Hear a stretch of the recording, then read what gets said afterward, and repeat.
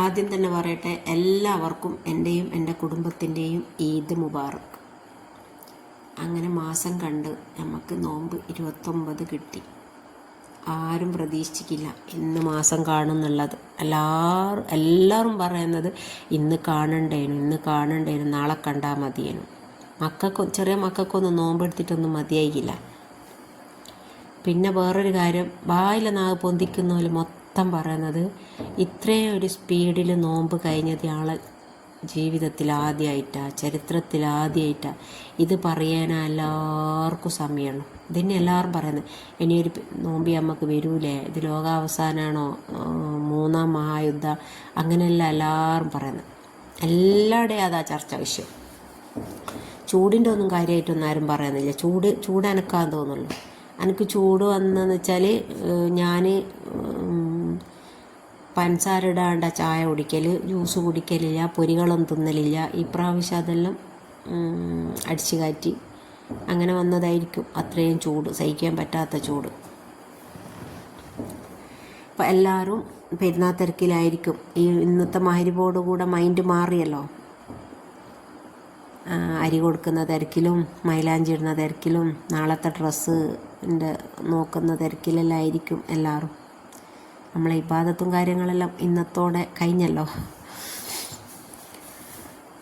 പിന്നെ പകുതിയിൽ വേറെ ആളും ഇന്ന് ടൗണിലായിരിക്കും ഉണ്ടാവുക, മാറ്റവും പോയിക്കുണ്ടാവും. അല്ലെങ്കിൽ എടുക്കണമെന്ന് വിചാരിച്ചിട്ട് എടുക്കാത്ത പോലെ ഉണ്ടാവും, അല്ലെ പോയിട്ട് ഇങ്ങ് പോന്നിക്കുണ്ടാവും തിരക്കായിട്ട്. അങ്ങനെയെല്ലാം പല സംഭവങ്ങളും ഉണ്ടാവും. 12 മാസത്തിൽ ഒരു മാസം ഒരുപാട് ഓഫറെല്ലാം വെച്ച് നമുക്ക് തന്നിട്ട് പെട്ടെന്ന് വന്ന് പോയതുപോലത്തെ ഒരു ഫീലിംഗ്, ഭയങ്കര സങ്കടം. എല്ലാവരും പറയുന്നത് പോലെ തന്നെ ഒന്നും ചെയ്യാൻ പറ്റിയില്ലല്ലോ, എന്തിനു അതിന് ഫോൺ നോക്കിയിട്ടു സമയം വെറുതെ വേസ്റ്റാക്കി, അങ്ങനത്തെ ഒരു തോന്നൽ. എന്തായാലും നമ്മൾ ചെയ്ത ഇബാദത്തെല്ലാം പഠിച്ചോ സ്വീകരിക്കട്ടെ. സ്വീകരിക്കുന്ന പോലെ കൂട്ടത്തിൽ നമ്മളെ ഉൾപ്പെടുത്തട്ടെ. ഇപ്പോൾ അത് പറയാം.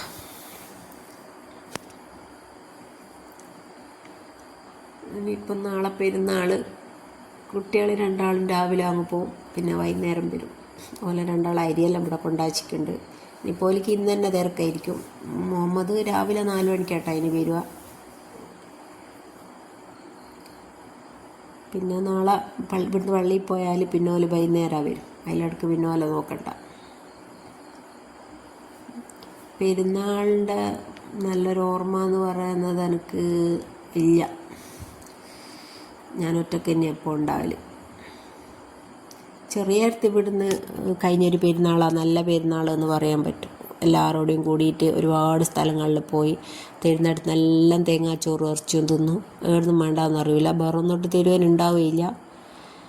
പിന്നെ മരിവ് വരെ ചോറ് തിന്നു.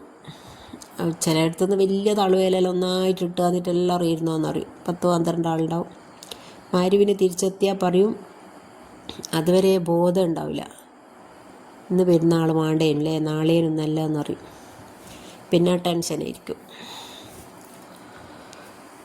അങ്ങനെ പെരുന്നാളുടെ കഥ. പിന്നെ മംഗലം കഴിച്ച് കൊണ്ടുപോയൊരു സന്തോഷമുള്ളൊരു പെരുന്നാളൊന്നും എൻ്റെ ഇടയിൽ കഴിഞ്ഞിട്ടില്ല.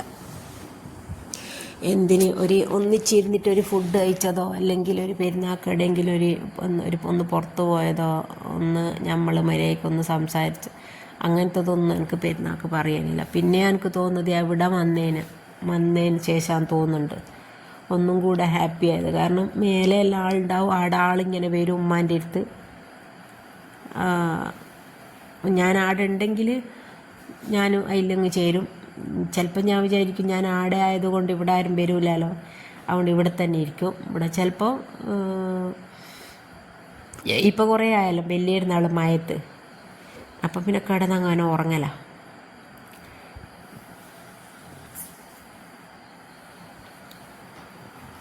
അല്ലാ,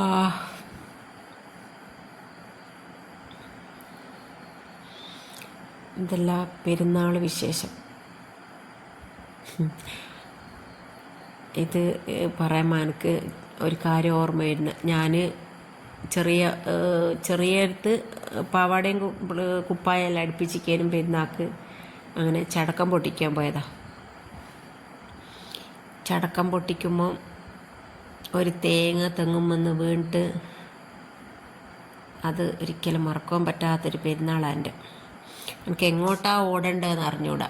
എല്ലാ ഭാഗത്തും ഞാൻ ഓടുന്നുണ്ട്. ഡയറക്റ്റ് തെങ്ങുമെന്നൊരു തേങ്ങ പോന്നിട്ട് ശരിക്ക് തലാങ്ങ് തെരുത്ത് വയ്ക്ക്. അന്നെന്തോ ഒരു ഭാഗ്യത്തിന് 2 പാവാടയും കുപ്പായം അടുപ്പിച്ചിരിക്കേനു. അതുകൊണ്ട് രക്ഷപ്പെട്ട്. അല്ലെങ്കിൽ അതോടെ കഴിഞ്ഞേനു എൻ്റെ പെരുന്നാൾ.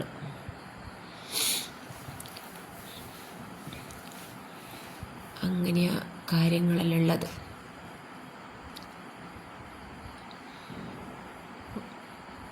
ഇത് ഇന്നത്തെ വീഡിയോ ഒന്നല്ല കേട്ടോ.